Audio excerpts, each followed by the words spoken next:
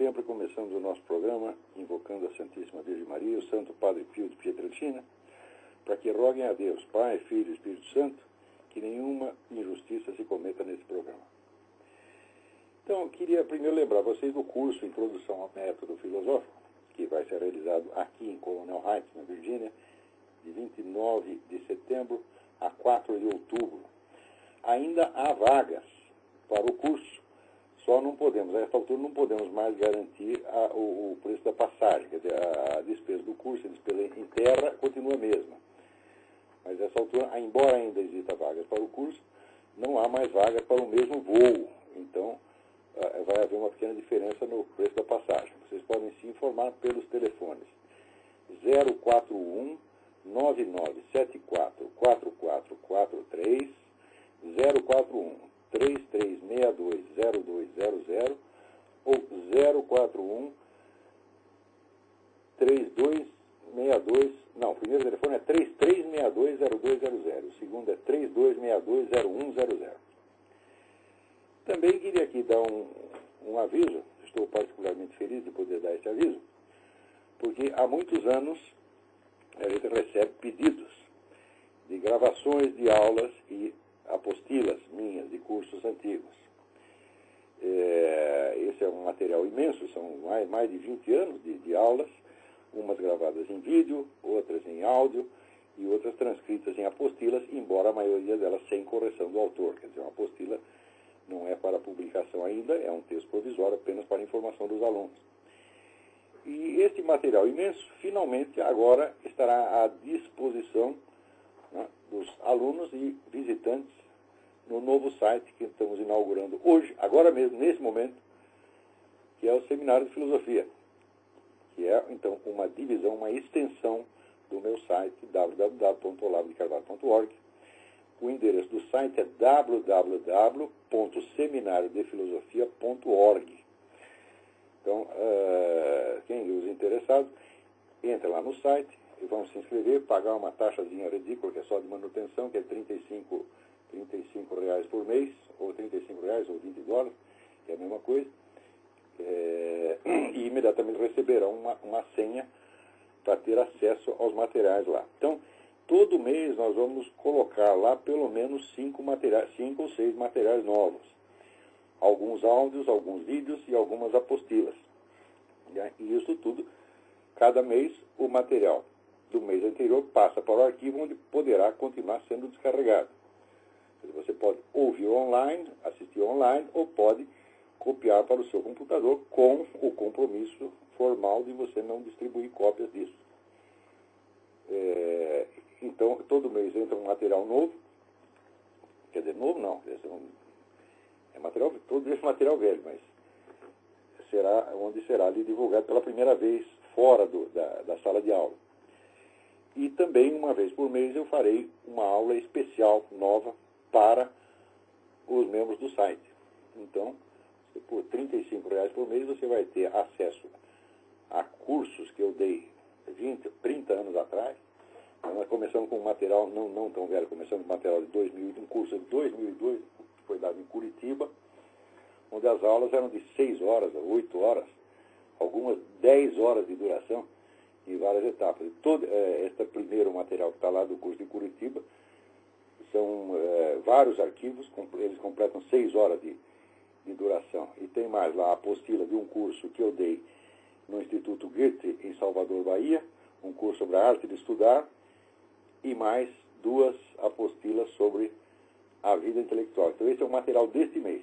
Então, mas é claro que aqueles que se inscreverem depois deste mês poderão ainda ter acesso a este material, porque ficará no arquivo.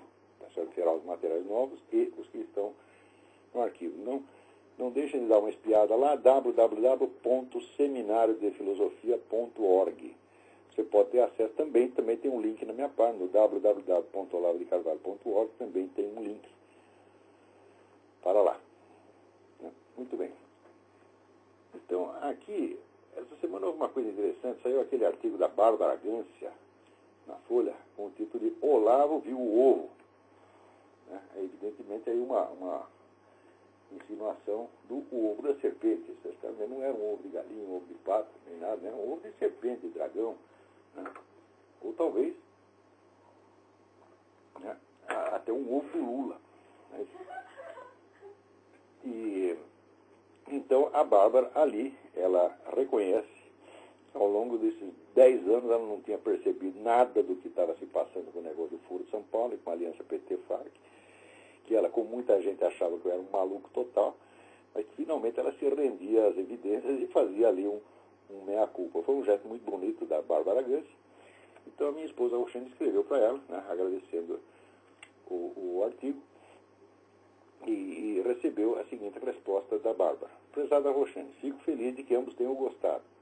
É evidente que, para efeito de impacto, exagerei ao dizer que sempre achei isso e aquilo do professor.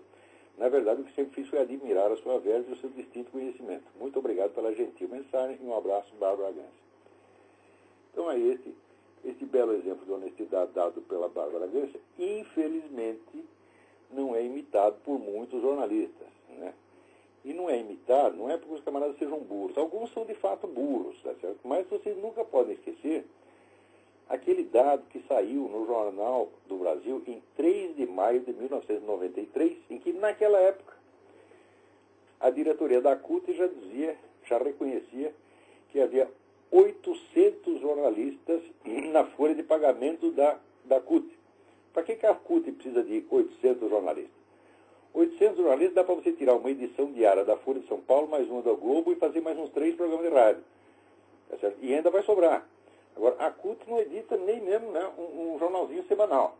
Então, para que precisa de 800 jornalistas? É evidente que não é para fazer jornais para a CUT. Tá certo? É para não fazer jornalismo nos seus próprios locais de trabalho. E eles, então, né, obedecendo fielmente o compromisso assumido com os seus patrões, eles ficam quietos na hora que tem que ficar, e como dizia o velho, né, jornalista brasileiro Gondim da Fonseca, o jornal ganha pela notícia que não sai. Às vezes não é o jornal que ganha, mas o jornalista ganha. Né? Então, não sei se essas pessoas que eu vou mencionar agora estão na folha de pagamento da CUT. Espero que, sinceramente, que não estejam. Espero, sinceramente, que estejam agindo apenas por burrice. Hoje em dia, você esperar que um sujeito seja burro é o melhor que você pode pensar dele. Porque você tem que ver, ou é um canalha total, filho da puta, nojento, ou então é burro. Então, eu espero que seja por burrice. Porque o seu Alexandre Ultramari, né, que é um homem que é o chefe de reportagem lá da Veja, ele fez essa semana uma matéria dizendo que naqueles materiais colhidos no laptop lá das Farc, né, não havia nenhuma prova de que o Gilberto Carvalho, não é meu parente, Gilberto Carvalho, chefe de gabinete do Lula, houvesse ajudado a narcoguerrilha de maneira alguma, que já está limpando a barra do Gilberto Carvalho. Ora, o Gilberto Carvalho era membro do conselho editorial da revista América Livre, que é uma revista comunista pra caramba, publicada em parceria com as Farc. Quer dizer, você fazer uma revista com os fulanos, defendendo os seus interesses comuns, e os seus planos comuns, sua estratégia comum, não é ajudá-los? O que é isso? Se não é ajudar, o quê? É atrapalhar? Mas ficar neutro é que não é. Então, na verdade, este dado não está no laptop, né? Esse dado já era anterior, esse dado está publicado lá no site da América Livre, né? Vocês põem ali no Google, América Livre, daí você vai cair lá num site que é feito, aliás, por uma rede espanhola que está conectada a mais de 1000 organizações comunistas no mundo. O negócio é uma potência, tem dinheiro que não acaba mais, tá vendo? E, inclusive, ali você descobre alguns grupos, né, revolucionários no Brasil que você jamais suspeitaria a existência. Por exemplo, tem um grupo lá chamado Sabotagem, dedicado exclusivamente, vamos dizer, a sabotar a legislação de direitos autorais. Fazer pirataria, distribuir programas de pirataria, porque isso aí é corroer o capitalismo. Tem até isso, tem até esse tipo de canalha lá, né, com o seu site lá na rede. A rede chama Nodo 50. Né? Mas eu não tenho aqui o endereço certo da parte da América Livre, mas peraí, eu vou achar aqui. Já digo já. Aqui, www.nodo50 com número um algarismo 50.org, / América Livre. Vão lá que vocês vão achar essa revista. Na revista tem coisas muitíssimo interessantes, né?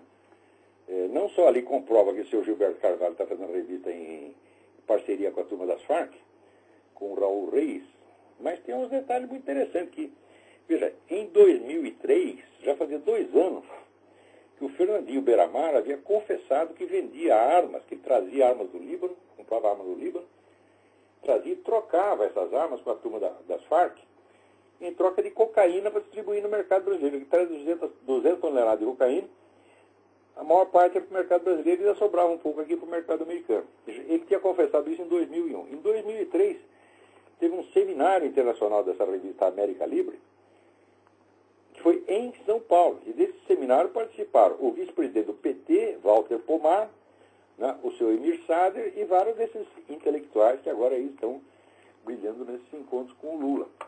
Quer dizer, o próprio vice-presidente do partido está lá. E quem mais estava lá? Estava lá o Raul Reis.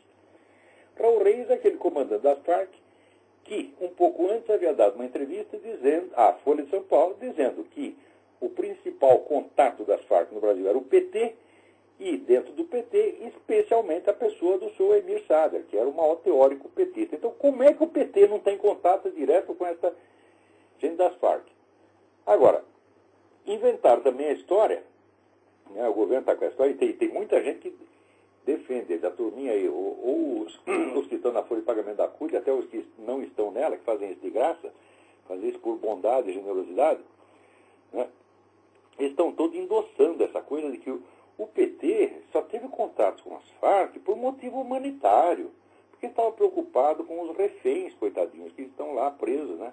Nas Farc são 3 mil reféns, né? Primeiro publicaram que era 200, depois subiu para 700, agora está em 3 mil, né? Eu sei que é 3 mil mesmo, se não mais. Então, o PT estava, assim, condoído desses reféns. O Lula chorava todas as noites, né? Ele acordava de madrugada. Marisa, não aguento mais, estou preocupado com os reféns, né? Então, o PT só teve algum contato com as Farc por motivos humanitários. Agora é o seguinte. A gente tem 18 anos de atas de assembleias e grupos de trabalho do Foro de São Paulo. Dá mais de 1000 páginas. E você tem aí 21 números da revista América Livre, que é uma outra estrutura. A revista América Livre fazia o seu próprio seminário, seus próprios encontros internacionais, reunir toda essa putada lá. Eu li tudo. Não tem uma palavrinha a favor dos coitados dos reféns. Quer dizer, se estiver tão preocupado, né? Estou preocupado com os reféns, então por que você não fala alguma coisinha com aquele que os mantém prisioneiros, né? Todas essas oportunidades, o Lula lá durante os 16 anos presidiu essa merda, né? Não apenas não falou nenhuma palavra a favor dos reféns, mas não disse uma única palavra contra o terrorismo. Agora, essa história de dizer, não, nós somos contra o terrorismo, etc, etc. Ora, até inventaram, né, esse Marco Aurélio Garcia, que é mentiroso, que é a peste. Né? Não, mas as Farc queriam contato com o Lula, mas nós não deixamos porque nós somos contra o terrorismo. Eu digo, olha, mas que coisa. Nessa época, eles não consideravam as Farc terroristas. Eles diziam, oficialmente a Farc não é terrorista. Se a Farc não é terrorista, por que você vai evitar contato com eles por ser contra o terrorismo? Olha, essa gente inventa cada mentira, mas é tão pueril. Mas é que dá vontade, sabe, de bater na cara. Esse Marco Aurélio Garcia merece os tapas na cara ou na bunda. Vai ser difícil você distinguir o que é cara e o que é bunda, mas porque você vê alguma coisa, dá umas palmadas lá, por via da dúvida, né? Então, o pessoal inventa essas coisas. Agora, o Alexandre Ultramari, que é o cara que escreve que o Gilberto Carvalho está inocentinho, ele deu uma conferência em Brasília, na UNB, onde ele dizia o seguinte: primeiro, ele confessava que sempre foi eleitor do PT, o que já é sinal de QI 12. Quer dizer, quem é eleitor do PT, ou é por esperteza, porque está levando algum, ou é porque é burro. Isso não tem, como diz o latim, tertium non datur, não tem a terceira hipótese. Né? Então, o Alexandre Ultramari, que cabe numa dessas duas classificações, ou é esperto e desonesto, ou é honesto e burro, ele sempre foi eleitor do PT, e ali ele dizia, Nós nunca cobrimos as reuniões do Foro de São Paulo porque achamos que não tinha a menor importância.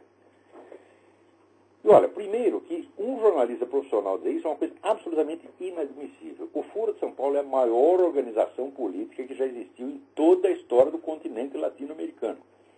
Ele reúne lá uns meia dúzia de chefes de Estado, tá certo? Mais de uma centena de partidos comunistas e organizações de narcotraficantes, guerrilheiros, sequestradores, etc. Quer dizer, é uma coisa de um poder como jamais houve na América Latina. Como é que um jornalista vai dizer que isso não tem importância? Uma reunião do Foro de São Paulo tem muito mais importância do que qualquer reunião do Congresso Nacional, ou do que qualquer assembleia do PT. Porque o PT não é senão um componente, o PT era um centésimo do Foro de São Paulo. Quer dizer, um jornalista que diz uma coisa dessa tem que ser demitido na mesma hora. Porque se ele disse isso por incompetência, então é um excesso de incompetência absolutamente inadmissível. Isso é a mesma coisa. Você imagina que nos anos, digamos, nos anos 20 e 30, alguém dissesse, né, um sujeito fizesse a cobertura das reuniões do Partido Comunista, digamos, na França ou na Alemanha, mas depois tem a reunião da Internacional Comunista e ele diz, isso não tem nenhuma importância. Eu digo, mas se uma reunião de um Partido Comunista tem, como é que a reunião de todos eles pode não ter? Isso, em termos jornalísticos, é tão absurdo que não merece discussão. Então, olha aqui, seu Alexandre Ultramar, a sua competência profissional, cuspo nela. Cuspo, você está entendendo? Você não é jornalista de jeito nenhum. Você é um amador, um moleque irresponsável. Na melhor das hipóteses, porque se você sabe que o que você falou é um absurdo, e se você escondeu isso de propósito, então você é um canalha. Eu prefiro acreditar que tu é apenas um moleque irresponsável. E esse moleque irresponsável foi chefe da sucursal de Brasília, ou chefe de reportagem da Veja. É ainda. E ele que escreveu a matéria essa semana, né, tentando limpar a barra aí do Gilberto Carvalho, que não é limpável. Porque essa revista circulou desde 1994, com o senhor Gilberto Carvalho lá no Conselho Editorial, junto com o Emir Sader e junto com o Raul Reis, com o Manuel Marulanda, com aquela putada toda. Né? Então, como é que isso aí não é ajudar? Né? Experimenta, usa um pouco a imaginação. Né? O senhor chega para mim e diz, olha aqui, o senhor Olavo, vamos fazer uma revista, fazendo propaganda das nossas ideias para nós tomar o poder. E nós fazemos uma revista. Nós não estamos nos ajudando uns aos outros? O que é isso, porra? Né? Daí também, né, também descubro mais uma coisa. Vocês se lembram daquele tal de seu Luiz Felipe de Alencastro, que é o sujeito que veio aqui nos Estados Unidos fazer uma conferência no Council on Foreign Relations, é o maior think tank da América. O Council on Foreign Relations é conhecido como a antessala da presidência da República. De todos os presidentes americanos das últimas 5 ou 6 décadas, só um não era membro do SFR, que era o Bill Clinton. Mas ele não era membro, mas ele era empregadinho. O que os caras mandavam fazer, ele fazia. Por quê? Porque aquilo aí, ali reúne todas as lideranças políticas dos dois partidos e mais uns 200 milionários. Os donos de mídia. Espera aí, tem alguém na linha. Alô? Quem está na linha? Alô? Alô? Alô, quem é? Olá, você está me escutando? Perfeitamente. Aqui é o Thiago, Olavo. Tiago, tudo bem? Tudo bem, Olavo? Agora eu estou falando do Foro de São Paulo, depois de 2 anos, né? Peraí que a sua ligação... Saiu, né? Peraí, sua ligação piorou agora, tá tudo entrecortado. Fala devagarzinho. Peraí, melhorou agora? Melhorou. Então, depois de 8 anos, né, falando do Foro de São Paulo, né, ligação do PT com, né, a FARC, né? A ligação... Viu a Bárbara? Ficou muito ruim, Tiago. Eu vou desligar e você liga de novo, por favor. Ok, Olavo, obrigada. Então, a ligação do Tiago estava muito ruim, vamos ver se ele consegue ligar daqui a pouco. Enquanto isso, eu vou acabar de explicar o que eu estava explicando. Então, esse Luiz Felipe de Alencastro, que era professor de História do Brasil na Universidade de Paris e colunista da Veja, ele veio aqui para dizer que, ele veio aqui nos Estados Unidos para dizer que o Foro de São Paulo não existia, que isso era uma balela, uma lenda inventada por um maluco, o qual sou eu, é esse que eu vos falo. Né? Agora chega aqui, está aqui, Lula com os intelectuais, tá certo? Né? E na lista de intelectuais estão aqueles de sempre, Emir Sader, evidentemente, infalível, Maria Conceição Tavares, Cândido Mendes, Orcanema, e quem mais? Luiz Felipe de Alencastro. Ó, como é que esse canalha não sabia que o Foro de São Paulo existia se ele tem relações com essa gente, porra? Olha que o Emir Sader é o diretor da revista América Livre, que é a voz do Foro de São Paulo. Se ele é amigo do Emir Sader, se ele é amigo dessa gente, como é que ele não sabe que existe Foro de São Paulo? Mesmo que ele tenha ficado sabendo depois, ele tinha obrigação de escrever um artigo retificando. Olha, eu disse aquilo, eu estava enganado, como fez a Bárbara Gância. Mas acontece o seguinte, a Bárbara Gância é mais homem do que esse cara. Isso aí não vale o que peida. Isso não vale o que peida. É assim, ou é desonesto, ou é vigarista, ou é de uma incompetência monstruosa. Por quê? Os documentos do Foro de São Paulo são inacessíveis, ele tem formação de historiador. A primeira coisa que tu aprende em história é que a opinião do seu fulano, do seu ciclano, não interessa. Interessa o documento primário, a fonte primária. Ora, as fontes primárias sobre o Foro de São Paulo estão todas à disposição, eu mesmo coloquei à disposição, e o desgraçado, em vez de ler os documentos, inventa da cabeça dele que a coisa não existe. Então, como é que o sujeito desse pode ser professor? Esse cara não pode ser professor primário. Como é que é colunista da Veja? Esse sujeito não pode escrever em jornalzinho de Grêmio. Mas o que se chama de vida intelectual no Brasil é isso. Você viu a entrevista do Paulo Coelho? Ele disse que ele é o maior intelectual do Brasil. E o pior é o seguinte, o pior é que ele tem razão. E o problema é exatamente esse. Você está entendendo? Agora, peraí, tem alguém na linha aí, vamos lá. Alô? Alô? Alô? Alô? Isso, fale mais alto. Sou aqui o Thiago de novo. Melhorou um pouquinho, tente falar agora? bem devagar. Ok. Eu tinha um site, um blog muito interessante na internet, né?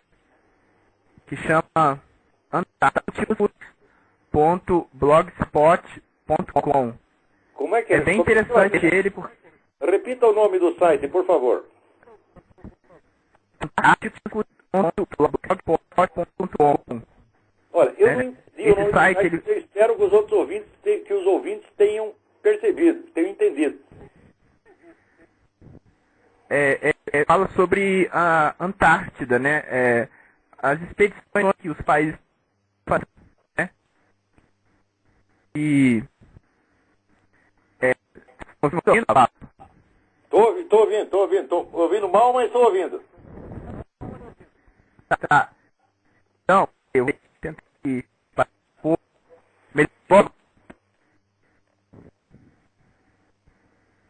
Alô? Melhorou agora? Alô? Alô? Alô, professor, melhorou agora ou não? Melhorou. Então, esses problemas... esse site...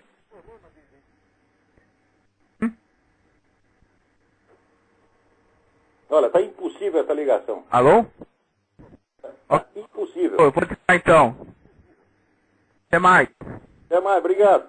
Tentem mandar as coisas mais por escrito, né?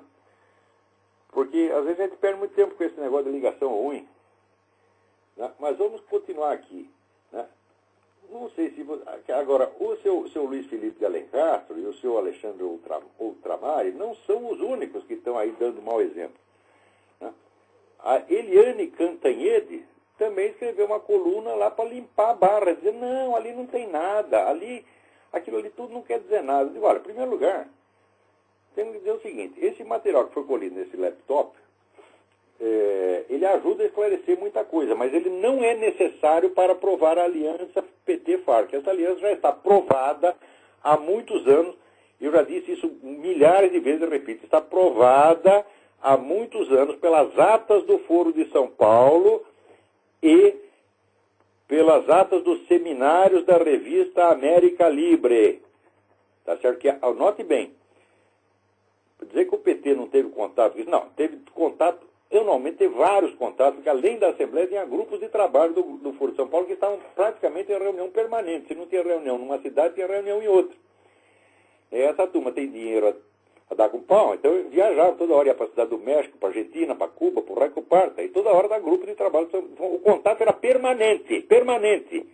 Agora, além do Foro de São Paulo, tinha essa segunda estrutura, esse segundo canal de comunicação, que eram os seminários da América Libre, que não são seminários do Foro de São Paulo, são promovidos pela revista, são independentes também. E lá também estava sempre essas mesmas turmas, estava lá Raul Reis, Manuel Marolanda, essa putada toda, tá vendo? E a turma do PT sempre lá. E não é só um militante do PT, não, é o vice-presidente do PT, Walter Pomar. E eu sei que ainda em 2001, num desses encontros, o Lula estava lá, num dos encontros da América Livre. Eu não tenho a data, por quê? Porque esse site da América Livre, provando a má intenção, provando que é uma coisa clandestina, sacana, né? Não coloca os anos, não coloca, põe dia e mês, mas não coloca ano de nada. Então você tem que ir descobrindo por comparação, pelas referências, etc, etc. Por exemplo, o Lula se refere, vamos dizer, à campanha presidencial que já tinha acabado ali. Então, isso deve ter sido logo depois da eleição dele em 2002. Né? Então, que ele estava lá, ele estava, com a locução, que tipo de socialismo queremos? Né? Então, tá aqui, houve um tempo durante a campanha que eu dizia ele está falando para a campanha, então a campanha ou estava no fim ou estava em curso. Né? Então, o Lula estava lá, como ele não encontrou Raul Reis, não encontrou Manuel Marolanda, não encontrou ninguém das Farc do Mir chileno. Em segundo lugar, vocês viram, no movimento comunista há uma longa tradição de articulação ou concomitante ou alternada, né, ou explícita ou implícita, dos meios de luta legais com a violência criminosa. Isso desde milênios, sempre foi assim, em todo lugar é assim. Você sempre tem onde é a parte clandestina da atuação e tem a parte pública. Sempre teve. Né? E o comando da operação, por regra leninista, que ainda está em vigor, está sempre na parte clandestina. Quer dizer que o que você vê da atuação pública não é o mais significativo. O comando está sempre no subterrâneo. Né? E isto ali no Foro de São Paulo é bastante visível. Porque enquanto eles estavam fazendo essas campanhas, etc., prosseguiam o narcotráfico, sequestros, assassinatos, contrabando de armas, etc, etc. Ao mesmo tempo que prosseguia isso, a outra parte, que é a parte legal e aparentemente decente, o que fazia? Ela não dava tiro, ela não fazia sequestro, mas ela fazia a proteção legal e política para os envolvidos nas atividades violentas. Né? Qualquer militante do MIR chileno, sequestradores, ou das Farc, que fosse preso no Brasil, imediatamente havia mobilização nacional para defender o sujeito. Não foi só no caso do Medina, não, do chamado Padre Oliveira Medina. Com os sequestradores da Bílio Diniz e do Washington Oliveira foi a mesma coisa. Qualquer um dessa gente aqui. Esse é acordo, meu Deus do céu. Quer dizer, tem um lá que está dando tiro e o outro está dando respaldo legal, jurídico, jornalístico, etc., para livrar a barra do cara. Sempre foi assim, é a coisa mais lógica do mundo. Agora, se essa colaboração não configura um crime de formação de quadrilha, eu não sei o que configura, que raio de coisa, que raio de fenômeno é esse, que nome vamos dar para isto. Tá certo? Então, a prova de todos esses crimes já existia nas atas do Foro de São Paulo e dos... Aqui, no número 18 da América Livre, 6º Seminário Internacional, Socialismo, Experiência e Perspectiva. Está lá, Leonardo Boff, Emir Sader, Tasso Genro, tá certo? Né? Frei Beto, tudo junto com a turma das Farc, pô. E depois sai na revista também com a chancela das Farc. Quer dizer, se isso não é ajuda a multa, eu não sei o que é. Agora, você vê, essa semana, na mesma semana que a dona Eliana Cantanhede disse que não, ali não tem nada, não indica nada, está aqui, o Reinaldo Azevedo bota lá. A cartinha do Raul Reis, né, a um militante não identificado, dizendo bastante significativa a solidariedade dos partidos comunistas do Brasil e de outros países com a luta das Farc. no empenho de impedir a extradição do padre, né, Francisco Medina, que eles chamam de Padre Medina. Em espanhol, ele cura Medina. Existe no Brasil um importante grupo de amigos solidários conosco, no qual há sindicalistas, professores, congressistas, ministros, advogados e personalidades ocupadas e pressionadas pela libertação imediata de Camilo, que é o codinome lá, um dos codinomes do Olivério Medina. Não só lutaram pela libertação dele, mas arrumaram lá um emprego para a mulher dele para quebrar o galho. Quer dizer, se isso não é ajuda, o que é, meu Deus do céu? Né? Agora, olha aqui. Atenção. Se tem alguma autoridade ouvindo isso talvez não tenha no momento, mas depois na versão que fica gravada, alguém vai ouvir. Atenção, seus deputados, seus senadores, né? Seus donos de jornais, os juízes do Supremo Tribunal Federal, né? Comandantes militares, né? Intelectuais. Aqui, minha gente, eu não estou falando de nenhum Fiat Elba. Eu não estou falando de nenhuma doação de R$1.000 para a Fundação Procarente de Canapi. Eu não estou falando de nenhuma daquelas merdinhas perante as quais os senhores se mostraram tão indignados no tempo do Collor, a ponto de caçar um presidente, forçá-lo à renúncia, tá certo? Sendo que depois esse presidente foi inocentado de todos os crimes, mas não teve o seu mandato de volta e não teve a sua carreira política de volta. A carreira política está destruída. Quer dizer, vocês ficavam indignados porque deu R$1.000 para a Fundação Procarente. Agora eu estou falando aqui, tá certo, da maior articulação, o maior concurso de crimes observados ao longo de toda a história latino-americana, envolvendo sequestro, envolvendo manter, vamos dizer, em cárcere privado 3.000 pessoas. Sem contar, vamos dizer, todos esses contatos que tem das Farc treinando a turma do MST para fazer guerrilha urbana, das Farc treinando a turma do PCC, enquanto a Farc treina o PCC para matar vocês, desgraçados, tá certo? Tá lá o seu Greenhalgh, tá lá o seu Emir Sader, tá lá todo o PT, toda a cúpula petista, protegendo o agente das Farc. E vocês são covardes demais para perceber que esse mal está sendo feito. Você quer, sabe aquele negócio? Senta com o leão é manso. Quer dizer, todos vocês que fingiam indignação contra o Collor, vocês faziam isso porque o Collor era um só e vocês eram milhões. Daí vocês ficaram todos valentes. Tá certo? Agora que você não está lidando com ladrão de galinha, o Collor não é nem ladrão de galinha. O Collor simplesmente não prestou atenção direito no que a família dele estava fazendo, foi só isso. E, no fim, nada se provou contra ele, foi totalmente inocentado pela justiça. Né? Mas vocês, todos foram paus vandados da esquerda, e quem lançou aquela campanha ela foi por meio da esquerda, e vocês todos obedeceram. E agora, que vocês estão vendo quem são os verdadeiros bandidos? Agora, aqui nós estamos falando de criminosos de verdade, tá certo? Não é de menino mau, que nem o Collor é apenas um menino mau, metido, arrogante, besta, mas não era criminoso. Agora, esses aqui são criminosos mesmo. Por causa dessa brincadeira, 50.000 brasileiros estão morrendo por ano. Sem contar, eu não estou contando nesses 50.000 a garotada que morre por tráfico de tóxico, por tráfico de cocaína, que o seu Fernandinho Beiramar comprou das Farc e distribuiu no Brasil, nas escolas, nas esquinas, para todas as suas crianças. Eu não estou computando essas crianças, porque se for computar, daí não é 50.000, é muito mais. Eu não estou falando desses. Agora, para vocês, parece que o Fiat Elba tem mais valor do que a vida de 50.000 brasileiros e todas essas crianças que estão morrendo. Então, vocês todos, seus senadores, deputados, tá certo? Todos os homens públicos do Brasil, vocês não valem nada, nada, nenhum de vocês. Tá certo? Quando se completar a tomada do poder por essa gente do Foro de São Paulo, eles vão matar vocês. E eu não vou derramar uma lágrima por vocês. Mas vocês não merecem. Tem alguém na linha aí? Alô, quem é? Alô, Olavo? Sim. É Alex de Salt Lake City, tudo bem? Ô, Alex, tudo bem? Eu gostaria de perguntar uma coisa, saindo um pouco desse assunto, se o senhor me permite. Por favor. Essa semana, né, sexta-feira, começa os Jogos Olímpicos de Pequim, né?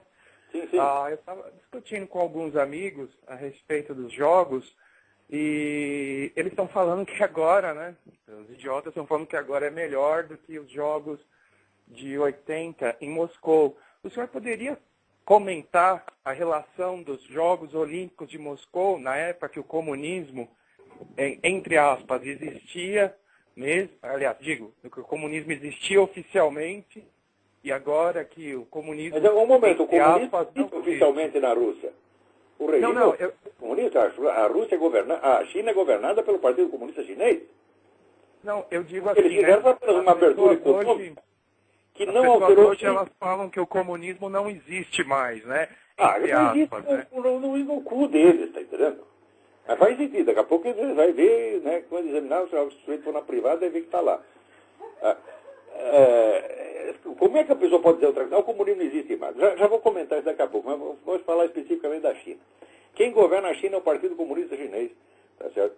E a cúpula do Partido Chinês é quase toda militar. Ou seja, os caras estão numa ditadura militar comunista. A abertura para o capital estrangeiro foi igualzinha à que Lenin fez na Rússia, logo no começo do governo dele, porra, que durou 10 anos. Né? Na China está durando um pouco mais. Ela começa na meados de 90 e se prolongou até agora. E está servindo para os comunistas se encher de dinheiro, tá certo? E deixar a população na miséria como sempre, vivendo sob uma tirania sangrenta como sempre foi. Não mudou absolutamente nada. Agora, no Brasil e no mundo está cheio de liberais. Sabe o que é liberal? Liberal é a pior raça que existe. Porque essa turma liberal, eles só pensam em dinheiro. Então eles acham assim, se abriu para o capital, logo vem, para abrir para o capital estrangeiro, logo vem a liberdade. Como? Você já faz 18 anos que o negócio está assim, não abriu nada. Se abrir para o capital estrangeiro trouxesse liberdade, jamais teria havido a ditadura comunista na Rússia.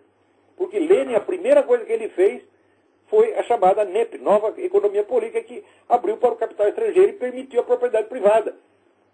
Ao mesmo tempo que ele fazia a economia, ele estava montando o esquema de opressão política através do partido, que é exatamente o que estão fazendo no Brasil.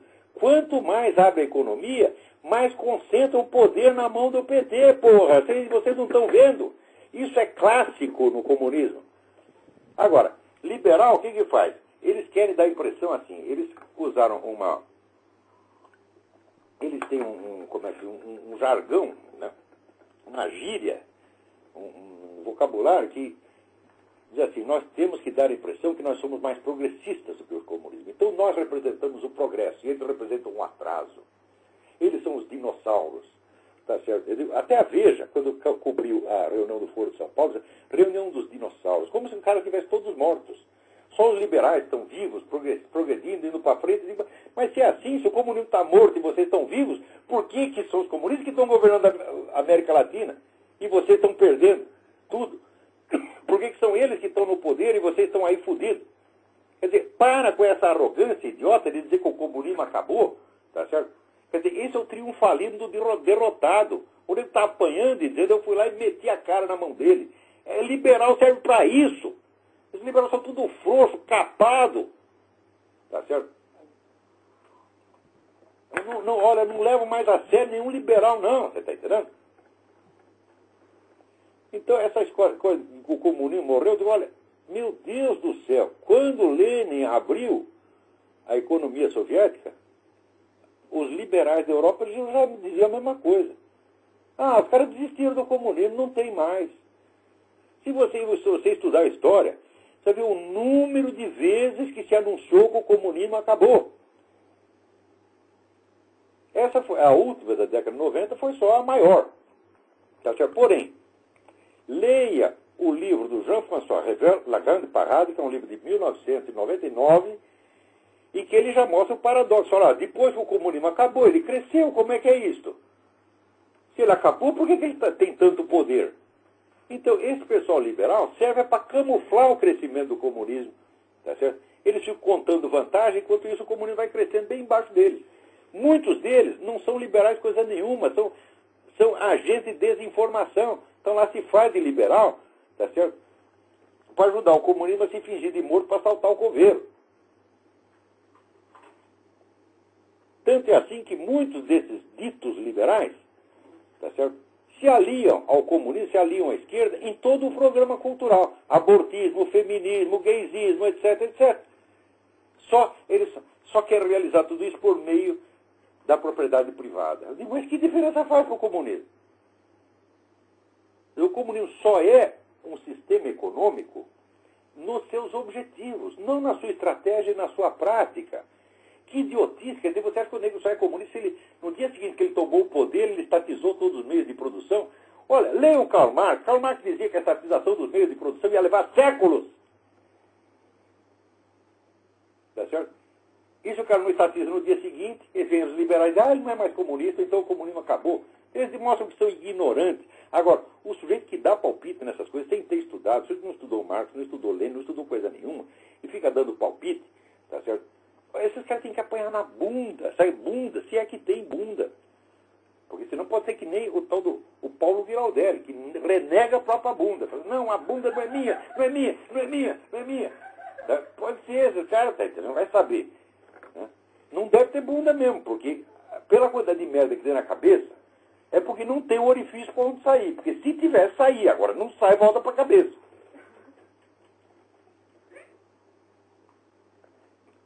Agora aqui, ó, outra frescura que tem no Brasil, frescura, vamos lá, outra frescura. Está aqui, o seu Tarso Genro está negando que, com esse negócio de instaurar uma audiência pública para definir responsabilidades civis e criminais de agentes do Estado que praticaram crimes de tortura durante a ditadura, ele diz que isso não é revanchismo de maneira alguma. Né? E os militares ficam dizendo, não, é revanchismo, é revanchismo. Pela primeira vez, eu sou obrigado a concordar com o seu Tarso Genro. Isso não é revanchismo de maneira alguma. Se fosse mero revanchismo, seria uma coisa moralmente deplorável, mas não teria grande importância, seria apenas uma vingancinha. Isso não é revanchismo. Isso é uma obra de engenharia, isso é uma obra estratégica de enorme importância para destruir e subjugar as Forças Armadas. Tá certo? Desmoralizar é bater tanto na turma das Forças Armadas, bater tanto que o sujeito acaba se apaixonando. Tá certo? Né? Não tem esse seu brigadeiro Ivan Frota, que eu já disse que é uma besta quadrada, né? Que ele, para proteger a Amazônia, ele foi lá buscar contato com as Farc, quer fazer aliança com as Farc e Hugo Chávez, para fazer a guerra do povo inteiro contra o Império Americano. Como se quem está na Amazônia fosse os Estados Unidos e não a ONU. Né? Então, é para isso que serve. E tem muito milico burro que cai nisso. A maioria não. Tem muita gente que está entendendo tudo. Né? Aquela turminha do jornal, aliás, falando nisso, Jornal em Confidência, do Coronel Miguel, lá de Minas Gerais. Essa turma entende o que está acontecendo. Agora, tem muito sujeito metido, tá certo? Burro, palpiteiro, né? Que acaba trabalhando para a esquerda. Agora, aproveitar e dizer uma coisa para vocês. O Jornal em Confidência, que já dura há anos com esforço de alguns, né, militares e civis, heróicos, verdadeiros patriotas lá de Minas Gerais, o jornal finalmente está com dificuldade financeira. E então vocês têm que ajudar. O jornal está fazendo uma campanha de coleta de fundos. Vocês, por favor, procurem, né, na internet o jornal em Confidência e botem o seu dinheiro lá. Você está entendendo? Dê o que puder. Tá certo? Se quiser dar 100, dá, 200, dá, se é 1.000, dá, se é 10 mil, dá, se é 100 mil, dá, se é 1 milhão, dá. Porque esse jornal honra as Forças Armadas. Tá certo? Não é que nessas publicações daquela merda daquela Escola Superior de Guerra, né, que ficam, né, os idiotas aí fazendo essa... Quer dizer, sempre que vê um estrangeiro na Amazônia, diz, é gringo, então é americano. Já que tudo que é estrangeiro é americano. Tá? Você vê. Alô, tem mais alguém aí na linha? Alô? Alô? Alô? Enquanto isso, deixa eu falar outro negócio para vocês. Não, tem o pessoal do Ternuma que também é muito bom, entendeu? Né? Mas de vez em quando aparece algum idiota que entra lá e consegue meter um artigo ruim lá. Mas a turma do Ternuma, que eu sempre colaborei com eles também estão fazendo a coisa certa. Agora, note bem, aqui, você vê como é que funciona essa coisa anti-americana no Brasil. Eu digo, existe na mídia brasileira desinformantes profissionais. Quando a gente fala de desinformação, hoje em dia o pessoal já diluiu o sentido da palavra desinformação. Qualquer informação que está errada ou inexata, porque eles não gostam de desinformação. Não, desinformação é um termo técnico inventado pelos comunistas para ilustrar o uso sistemático da mídia, tá certo? Como veiculadora de informações falsas para órgãos de governo, de modo a manipular decisões políticas. Não é só para enganar povão, não. Então aqui, o leitor aqui, o Landvele Lucena, tá certo? Me manda aqui uma matéria. A matéria já é velha, mas vale a pena comentar. Saiu na coluna do Boechat, em 2007. General americano Patrick Hughes ameaça intervenção na Amazônia brasileira por questões ambientais. E daí está lá na www.meioambientehoje.com.br. Segundo informou o jornalista Ricardo Boechat, inicialmente no programa Bom Dia Brasil da TV Globo, e confirmando depois em matéria publicada em O Globo, aspas, uma plateia de professores do Instituto de Tecnologia de Massachusetts presenciou na quinta-feira passada um momento histórico. Pela primeira vez, uma autoridade do alto escalão dos Estados Unidos defendeu em público a intervenção militar norte-americana na Amazônia.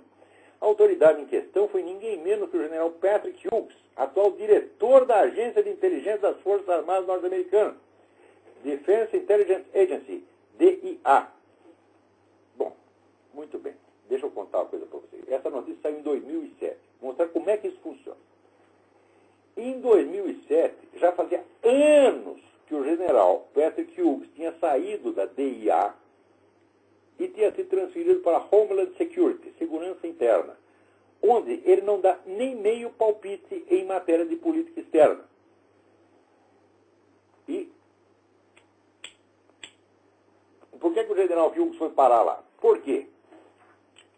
No tempo que ele estava na DIA, tinha lá uma agente chamada Julie Sir. A Julie Sir estava acompanhando de perto, tá certo, todas as atividades do Al-Qaeda e passava relatórios importantíssimos, tá certo, mostrando planos da Al-Qaeda. E um dia o general teve um problema com ela e botou a mulher para fora, tá certo. Acontece o seguinte, que os relatórios dessa Julie Sears, se fossem lidos com atenção, teriam dado para prevenir o 11 de setembro.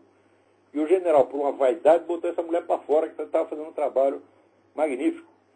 O deputado republicano conservador Daniel Rohrabacher fez um discurso cagando na cabeça do general. Esse discurso já é de 2004.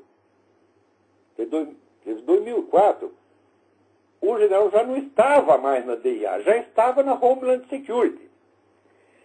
Mais ainda, essa declaração de que ele disse que se o Brasil criar problemas ecológicos, os Estados Unidos devem intervir militarmente, né? Ele não pode ter feito no posto que ele ocupa agora. Isso seria, vamos dizer, um escândalo. Quer dizer, o cara da Homeland Security falando sobre política externa. Tá certo?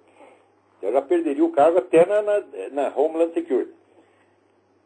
Mas acontece que, você procurando direitinho essa afirmação, você vê que ela já era citada em trabalhos acadêmicos de 2001. Quer dizer, ninguém falou isso antes de 2001. E em 2007 sai no Brasil dizendo que o cara falou semana passada.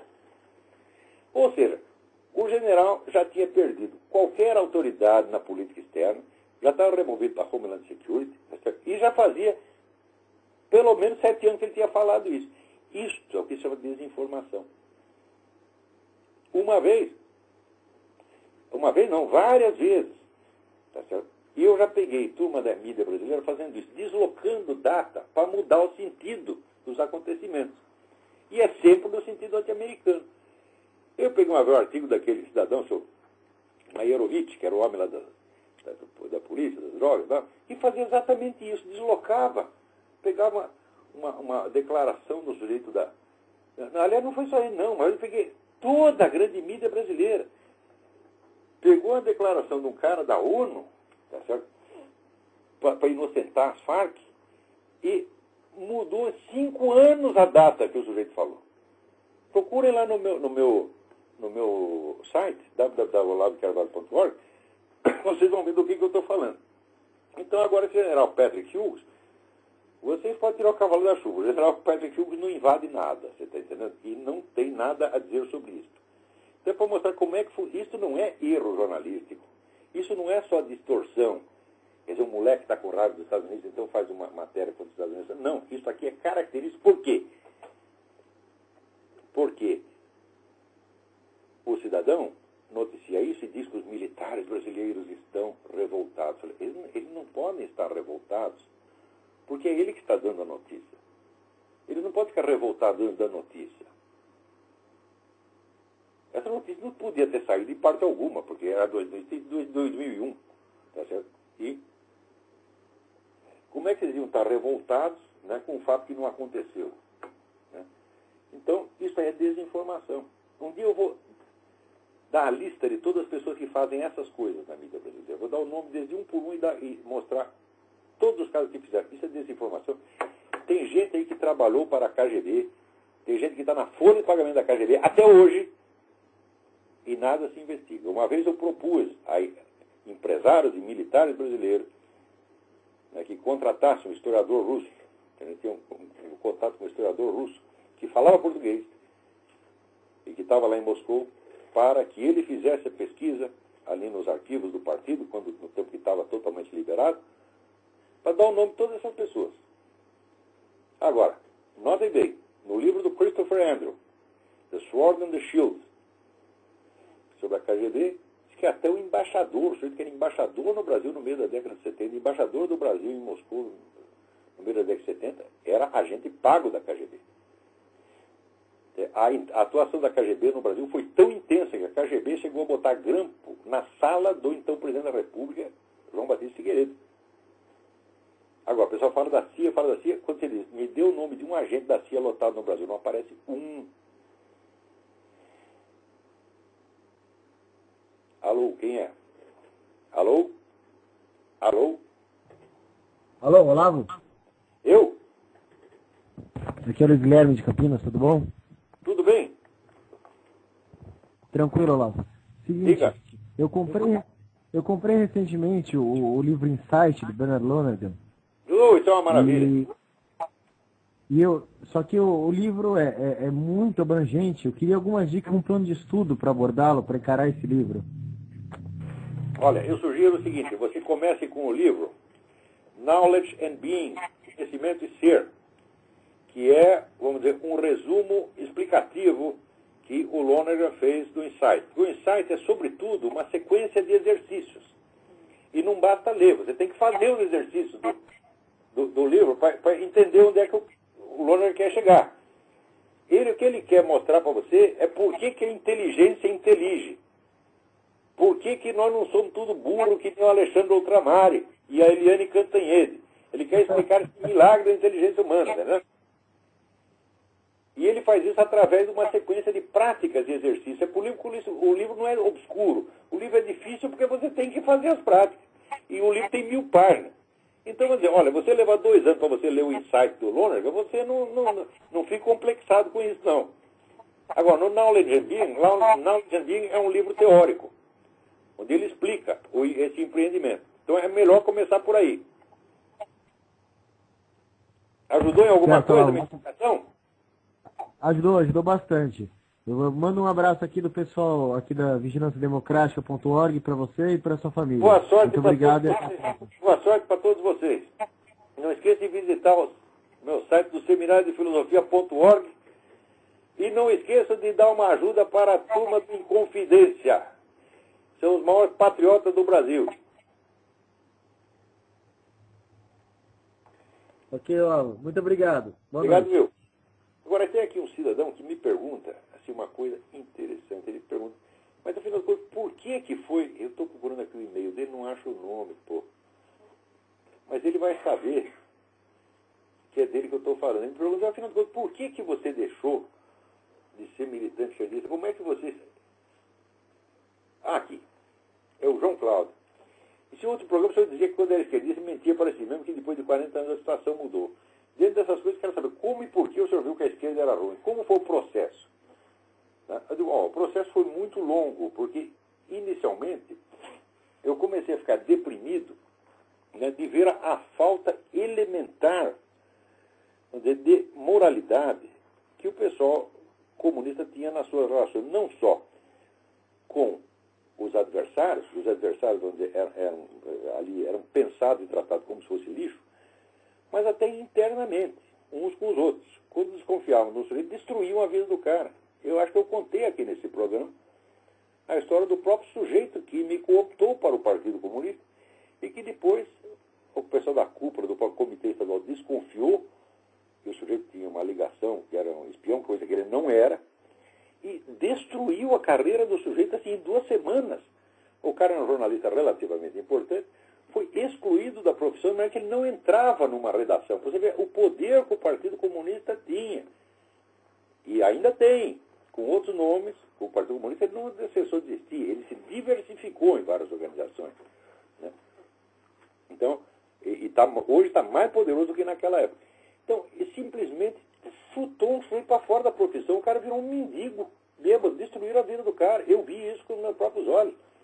Né?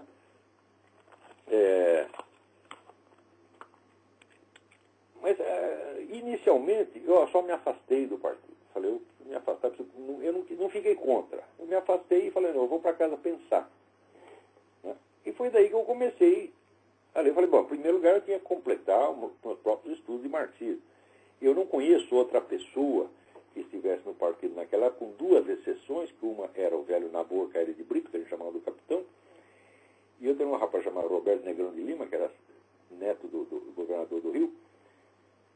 Só essas 3 pessoas estudavam. O resto era tudo emirsado, era tudo chutador. Tá, mas a gente estudava para valer. Tá certo? Então, completando ali o que eu precisava para me informar do marxismo, eu falei, bom, agora vamos ver as críticas do marxismo, vamos estudar o que tem do outro lado, vamos estudar os autores reacionários, etc, etc. Não com o espírito comunista, porque comunista não, nós precisamos estudar para conhecer a mentalidade do adversário, para poder mais facilmente vencê-lo. E pela primeira vez eu falei, não, eu vou ler, não com a simples ideia de pegar o truque do cara para poder acabar com ele. Eu vou botar os dois lado a lado e vamos fazer um julgamento justo. E é só você experimentar fazer isso, experimente dar credibilidade ao argumento do adversário, como você dá ao do seu lado. Tá certo? Dá a mesma credibilidade, nem a favor, nem... Você vai ver assim que não sobra nada do comunismo. Nada. Primeiro não sobra nada do marxismo. Quer dizer, o marxismo como análise histórica, como filosofia, é uma verdadeira bosta, é charlatanice, do começo até o fim. Nada se sustenta ali. Não estou querendo dizer que Karl Marx fosse burro, não, era um homem grande talento, só que era um sociopata, mentiroso, perverso, e que sofria do delírio de interpretação, que fala o famoso doutor Paul Serrier. Delírio de interpretação é uma forma de loucura, que o sujeito não tem perturbações sensoriais, ele não vê coisas. O que ele vê são coisas que existem, só que na hora de articular, ele articula de maneira fantasiosa. Tá certo? Então, por exemplo, a simples crítica da escola austríaca à economia marxista é você ler aquilo, você nunca mais se ilude com aquilo. Porque acontece o que aconteceu com o Eric Weber. Né? Eric Weber diz, ele leu o Capital e virou marxista. Daí no semestre seguinte ele teve umas aulas de economia política e curou disso em 3 meses. Tá certo? Eu não curei 3 meses, eu levei anos. Tá certo? Mas, por exemplo, o livro do Ludwig von Mises, Socialismo, a análise econômica e sociológica, fala, não sobra pedra sobre pedra, é impossível. O livro do Eugen von Böhm-Bawerk sobre a teoria da mais-valia, que a base, o pilar do marxismo, você vê que aquela teoria não tem pé nem cabeça. E assim por diante. Depois a gente vai lendo os documentários das pessoas que fugiram da União Soviética, os relatos de ex-militantes, etc. E fica vendo que a coisa, não só a teoria é errada e absurda, mas ela é monstruosa, é intrinsecamente mentirosa. E no fim você acaba vendo, a significação de mais alto, como é que se diz? Significação mais alta que a coisa tem, e é realmente isso aí tudo sai de seitas demoníacas antigas. A origem do marxismo é a origem seita satânica mesmo, não é outra coisa. Quer dizer, lê o livro do rabino Marvin Antelman, to Eliminate the Opiate, e você vai ver o que foi. É a origem de heresiarcas, tá certo? De dentro do judaísmo, os caras dissidentes do judaísmo, que criaram o judaísmo do B para fuder com o judaísmo. Esses caras eram os antepassados ideológicos de Karl Marx. E como é que a gente vai levar a sério essa porcaria? Isso é lixo. Mas eu levei muito tempo para entender isso. Peraí, tem mais um telefone, vamos ver se dá tempo de atender.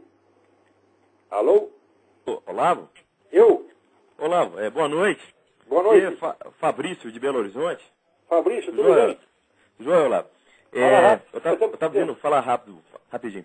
Eu estava vendo o senhor falar aí do que o comunismo acabou, que esses imbecis liberais acham que esses liberais são burros e os comunistas são cafajestes safados, vagabundos. E os liberais são burros.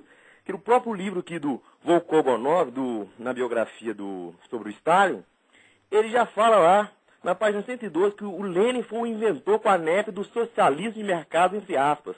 Exatamente. Quer dizer, esse povo é tudo imbecil, esses liberais, acham que é só mudando a economia. Todos estão interessados em ganhar dinheiro com isso, porra. Exatamente. Vamos investir na China, vamos encher o cu de dinheiro. O chinês tem Exato. porra. É assim que eles pensam. Exatamente. Olavo, um abraço. Sempre assista seus programas, leia seus textos. Bem lembrado aí, Dmitry Volkogonov, a biografia do Stalin. Que página que você falou? 112 ele fala lá do socialismo de 112 mercado. é a edição brasileira, procure lá. Edição brasileira, do livro Stalin, o volume 1. Muito interessante. Obrigado pela ajuda. Então, Olavo, um abraço, fique com Deus. Você aqui em também. Belo Horizonte, aqui nós acompanhando aqui sua filosofia aqui sempre. Já que está em Belo Horizonte, não esqueça de dar uma força para o grupo Inconfidência. Exato, isso. E não Isso, esqueçam de visitar o meu site novo, www.seminariodefilosofia.org. Muito eu já dei uma olhadinha lá. Tô lá. obrigado a todos, até a semana que vem. Até a semana que vem. Com Deus. Você também.